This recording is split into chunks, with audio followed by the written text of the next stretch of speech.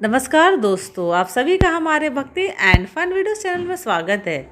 आज मैं आप लोग को साल 2024 में वट सावित्री व्रत कब है, उसकी पूजा विधि, नियम और कथा सुनाने जा रही हूँ। तो चलिए भक्तों, श्रवण करते हैं।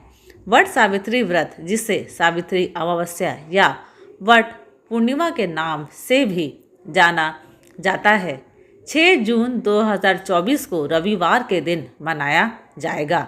इस दिन सुहागिन महिलाएं अपने पति की दीर्घायु और सुख समृद्धि के लिए व्रत रखती हैं।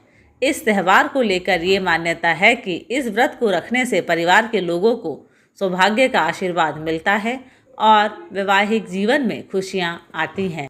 बहुत से लोग ये भी मानते हैं कि इस व्रत का महत्व करवा चौथ के व्रत जितना होता है। इस दिन व्रत रखकर सुहागिनें वट वृक्ष की पूजा लंबी आयु, सुख समृद्धि और अखंड सौभाग्य देने के साथ ही हर तरह के कलह और संतापों का नाश करने वाली मानी जाती है। वट सावित्री व्रत ज्येष्ठ मास की अमावस्या पर रखा जाता है।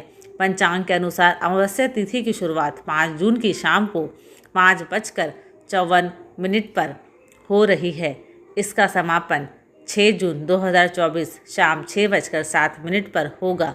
उदया तिथि को देखते हुए इस साल वट सावित्री व्रत 6 जून को रखा जाएगा। वहीं इस दिन पूजा के लिए शुभ मुहूर्त 11:52 से दोपहर 12:48 पर होगा। अब चलिए भक्तों, वट सावित्री व्रत की पूजा विधि श्रवण करते हैं। इस दिन महिलाएं प्रातः जल्दी उठकर स्नान आदि करके लाल या पीले रंग के वस्त्र धारण करें, फिर श्रृंगार करके तैयार हो जाएं। साथ ही सभी पूजन सामग्री को एक स्थान पर एकत्रित कर लें और थाली सजा लें। किसी वट वृक्ष के नीचे सावित्री और सत्यवान की प्रतिमा स्थापित करें। फिर बरगद के वृक्ष की जड़ में जल अर्पित करें और पुष्प, अक्षत, फूल, भीगा चना, गुड़ व मिठाई चढ़ाएं। वट के वृक्ष पर सूत लपेटते हुए 7 बार परिक्रमा करें और अंत में प्रणाम करके परिक्रमा पूर्ण करें। अब हाथ में चने लेकर वट सावित्री की कथा पढ़ें या सुनें। इसके बाद पूजा संपन्न होने पर ब्राह्मणों को फल और वस्त्रों का दान करें। वट सावित्री व्रत का महत्व।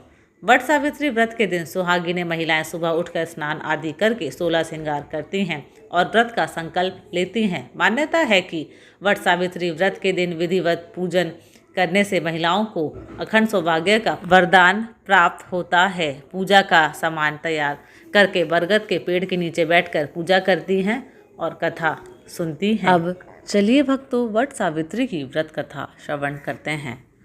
सत्यवान सावित्री की कथा इस प्रकार है। राजश्री अश्वपति की एकमात्र संतान थी सावित्री। सावित्री ने वनवासी राजा धूम्रसेन के पुत्र सत्यवान से विवाह किया था, लेकिन जब नारद जी ने उन्हें बताया कि सत्यवान की आयु आधी है, तो भी सावित्री ने अपना फैसला नहीं बदला और सत्यवान से सब कुछ जानते हुए भी शादी कर ली। सावित्री सभी राजमहल के सुख और राज वैभव त्याग कर सत्यवान के साथ उनके परिवार की सेवा करते हुए वन में रहने लगी। जिस दिन सत्यवान के महाप्रयाण का दिन था, उस दिन वह लकड़ियाँ काटने जंगल गए हुए थे। अचानक बेहोश होकर गिर पड़े। उसी समय यमराज सत्यवान के प्राण लेने आए। 3 दिन से उपवास में रही सावित्री को पता था कि क्या होने वाला है, इसलिए बिना विकल हुए उन्होंने यमराज से सत्यवान के प्राण ना लेने की प्रार्थना की, लेकिन यमराज नहीं माने। तब सावित्री उनके पीछे पीछे ही जाने लगी। कई बार मना करने पर भी वह नहीं मानी, तो सावित्री के साहस और त्याग से यमराज प्रसन्न हुए और कोई 3 वरदान मांगने को कहा। सावित्री ने सत्यवान के दृष्टिहीन माता पिता के नेत्रों की ज्योति मांगी, उनका छीना हुआ राज्य मांगा और अपने लिए 100 पुत्रों का वरदान मांगा। तथास्तु कहने के बाद यमराज समझ गए कि सावित्री के पति को साथ ले जाना अब संभव नहीं, इसलिए उन्होंने सावित्री को अखंड सौभाग्य का आशीर्वाद दिया और सत्यवान को छोड़कर वहां से अंतर्ध्यान हो गए।